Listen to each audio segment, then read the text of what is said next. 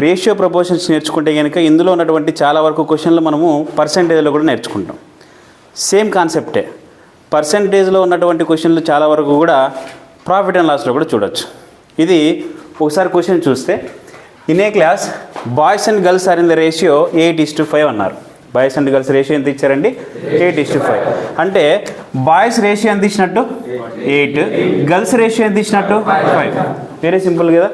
ఇప్పుడు ఇక్కడ ఈ క్వశ్చన్లో రేషియో పార్టు ఒక నెంబర్ కూడా ఇచ్చింటారు. ఆ నెంబర్ చూడండి 40. ఈ 40 అనేది ఎవరిదో చెక్ చేసుకోవాలి. Boys are 40. సో బాయ్స్కి ఎదురుగా 40 వేసుకోవాలి. బాయ్స్కి ఎదురుగా 40. సో 8th టేబుల్లో 40 అనేది ఎప్పుడు వస్తుందో మనం చెక్ చేసుకుంటాం. సో 8 × 5 = 40. సో ఇక్కడ 5 వేసాం కాబట్టి ఇమ్మీడియట్గా ఇక్కడ కూడా 5 వేసామంటే 5 5 = 25. సో ఆన్సర్ ఏమైపోతుంది? గర్ల్స్కి 25 అయిపోతుంది. ఇందులో ఏమన్నా కష్టం ఉంటుంది అంటే డెఫినెట్గా లేదు.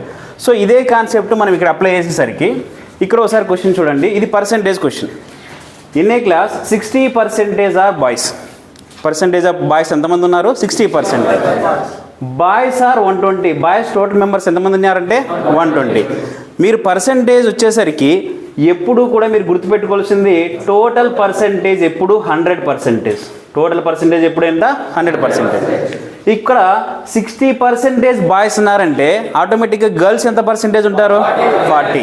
అంటే బాయ్స్ 60% ఉంటే గర్ల్స్ ఎంత పర్సెంటేజ్ ఉంటారు? 40%. ఒకవేళ బాయ్స్ 70% ఉంటే గర్ల్స్ 30. ఒకవేళ బాయ్స్ 40% ఉంటే గర్ల్స్ 60. ఓవరాల్గా రెండింటిని అడిషన్ చేస్తే మనకి ఎంత రావాలి? 100 రావాలి. సో ఇక్కడ 1% ఇస్తాడు. ఇక్కడ జనరల్గా మనకి 2 రేషియోస్ ఇచ్చినప్పటికీ పర్సెంటేజ్ వచ్చేసరికి 1% ఇస్తాడు. ఆటోమేటిక్గా 2% మీరు ఇమాజినేషన్ చేసేసేయాలి. సో ఒకవేళ 50 ఇచ్చింటే అక్కడ ఏమయ్యేది? 50 అయ్యేది. సో ఇక్కడ 60% బాయ్స్ ఉన్నారు కాబట్టి గర్ల్స్ ఎంతమంది ఉంటారు? 40. సేమ్ అదేవిధంగా ఇక్కడ ఒక నెంబర్ ఇస్తారు. బాయ్స్ ఆర్ 120 అన్నారు. సో 60%కి ఎదురుగా 120 వేసేస్తాం. సో 60 కాస్త 120 అయిందంటే ఇంటూ 2 జరిగింది.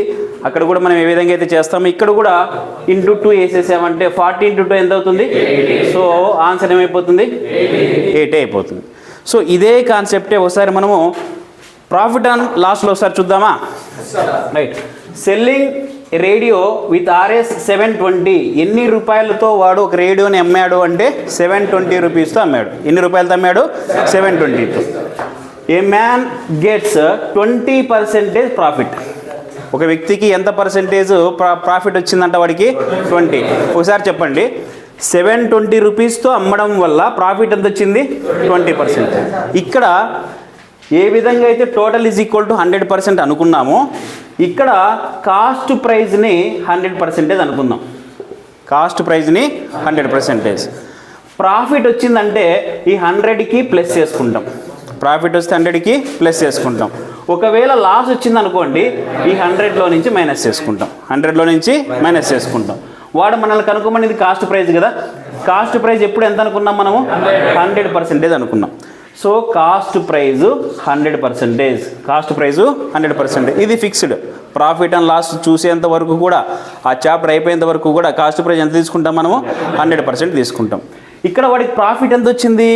20%. సో ఇమ్మీడియట్గా సెల్లింగ్ ప్రైస్ తీసుకున్నప్పుడు ఇక్కడ పర్సెంటేజ్ రాసేటప్పుడు 120% రాసేస్తాం.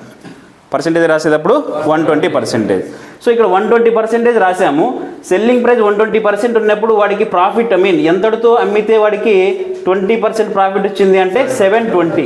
సో ఈ 720 రూపీస్ దీనికి ఎదురుగా. దేనికి ఎదురుగా అంటే వాడు అమ్మడం వల్ల వచ్చింది కాబట్టి అమ్మడం వల్ల ఎదురుగా. ఇప్పుడు కాస్ట్ ప్రైజ్కి ఎంత ఉంది?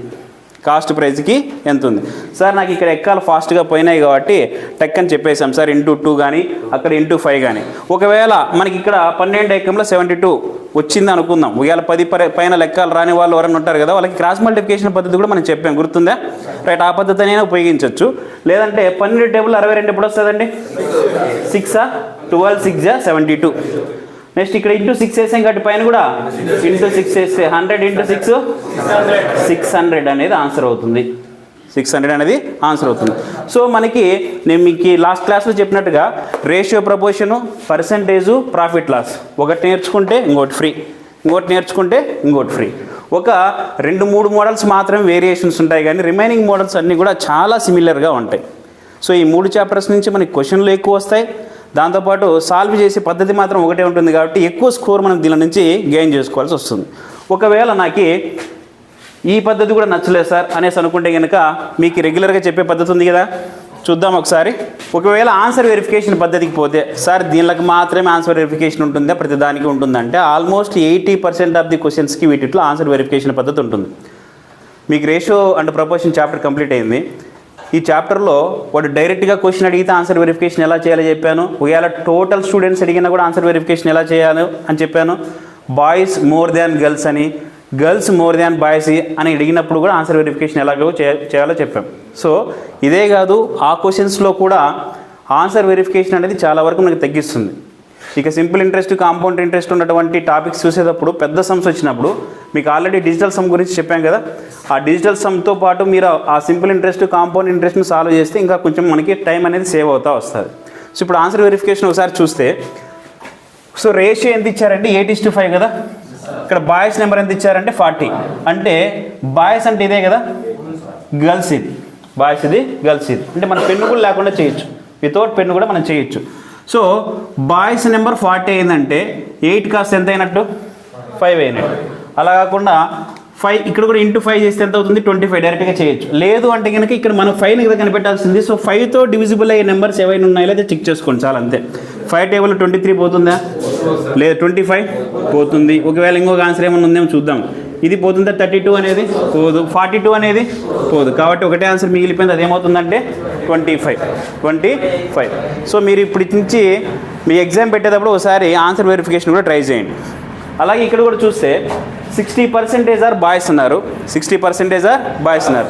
సో ఇమ్మీడియట్గా ఇక్కడ గర్ల్స్ ఎంతమంది ఉంటారు 40%. సో గర్ల్స్ 40% ఉన్నప్పుడు 40 టేబుల్లో డివిజిబుల్ అయ్యే నెంబర్స్ ఆన్సర్స్లో ఏవైనా ఉన్నాయో చెక్ చేసుకోవాలి. 40 టేబుల్లో 90 అనేది డివిజిబుల్ అవుతుందా, కాదు. 40 టేబుల్లో 100 అవుతుందా, కాదు కదా.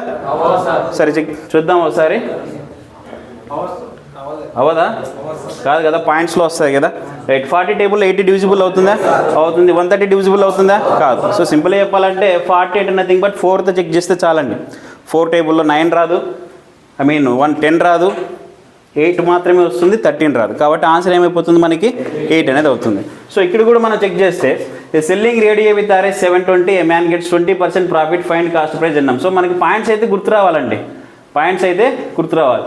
కాకపోతే ఇక్కడ 100% ఉంది కాబట్టి 100%లో అన్నీ కూడా మనకి డివిజిబుల్ అయ్యే నెంబర్సే, అన్నీ కూడా డివిజిబుల్ అయ్యే నెంబర్సే. సో ఇలాంటప్పుడు మనకి డెఫినెట్గా మెథడ్కి వెళ్ళిపోవాల్సిందే. సో ఎప్పుడైతే ఆన్సర్ వెరిఫికేషన్లో 2 కంటే ఎక్కువ ఆన్సర్లు వెరిఫై వచ్చినాయి అనుకుందాం, అలాంటప్పుడు మనకి ఇంకొక అస్త్రం రెడీగా ఉండాలని చెప్పాను కదా నిన్న. సో అదేవిధంగా నేను ఇందాక చేసినట్టుగా 750కి 120 అయితే 100%కి ఎంత, 720నా, 720కి 120 అయితే 100%కి ఎంత. సో సింపుల్గా ఇక్కడ ఇంటూ 6 చేస్తాము, ఇక్కడ ఇంటూ 6 చేస్తాం. 100 × 6 ఎంత అవుతుందంటే 600 రూపీస్ అనేది ఆన్సర్ పెట్టేస్తాం. ఇది ఎప్పుడు అప్లై చేస్తాం, మనకి ఆన్సర్లో ఎక్కువ వెరిఫికేషన్ చేయడానికి పాసిబుల్ ఉన్నప్పుడు. అంటే మీరు ప్రాక్టీస్ చేసేటప్పుడు ఆన్సర్ వెరిఫికేషన్ ప్రాక్టీస్ చేయాలి, దాంతోపాటు మెథడ్స్ కూడా ప్రాక్టీస్ చేయాలి. అలాగే ప్రతి క్వశ్చన్కి మనము మినిమం 3 మెథడ్స్ అన్నా చెప్తున్నాం, కరెక్టే కదా. రెగ్యులర్ ప్రొసీజర్ చెప్తున్నాము, కొన్ని క్వశ్చన్స్కి రెగ్యులర్ ప్రొసీజర్ స్టార్ట్ చేయకనే మెథడ్ 1, మెథడ్ 2, మెథడ్ 3 అనేసి 3 మెథడ్స్ చెప్తున్నాం. సో ఈ 3 మెథడ్స్లో మీకు ఏది బెస్ట్ మెథడ్ అవుతుంది, మీకు ఏది బాగా అర్థమవుతుంది, ఇది ఎగ్జామ్లో నాకు టక్కని గుర్తొస్తుంది అనుకుంటారే, అలాంటి మెథడ్ని మీరు చూస్ చేసుకొని అలాంటి మెథడ్ని మీరు ప్రాక్టీస్ చేస్తే ఎగ్జామ్లో ఈ మ్యాథ్స్ నుంచి వచ్చేటువంటి ఈ క్వశ్చన్స్ ఏవైతే ఉన్నాయో అన్నిటికీ కూడా ఆన్సర్ చేయొచ్చు. ఇప్పుడున్నటువంటి అగ్నివీర్ సెలెక్షన్స్లో మనకి జీకే అనేది చాలా టఫ్ చేస్తున్నారు. సో జీకే టఫ్ చేయడం వల్ల అక్కడ పోయేటువంటి మార్కులన్నీ కూడా మనం ఎక్కడ సంపాదించుకోవాలంటే మ్యాథ్స్లో తెప్పించుకోవాలి. సో ఈ మ్యాథ్స్ అనేది పెద్ద కష్టమైన సబ్జెక్ట్ కాదు. నేను మీ నుంచి ఒక రిక్వెస్ట్ అడిగాను, కేవలం ఆ టేబుల్స్ ఒకటి నాకు ఇస్తే రిమైనింగ్ అన్ని క్వశ్చన్స్కి ఆన్సర్స్ ఎలా చేయాలనేది నేను మీకు ఇస్తాను. రెడీనా? Right, thank you very much.